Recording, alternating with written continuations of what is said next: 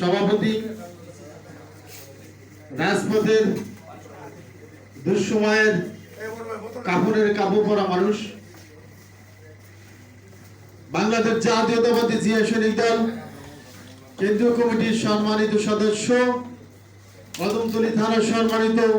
আহ্বায়ক, আমার দুঃসময়ের সহচর মোহাম্মদ চান ভাইকে ধন্যবাদ জানাচ্ছি। আজকে সবাই প্রধান অতিথি হিসাবে যিনি আমাদের মধ্যে উপস্থিত আছেন, বাংলাদেশ জাতীয়তাবাদী দল বিএনপি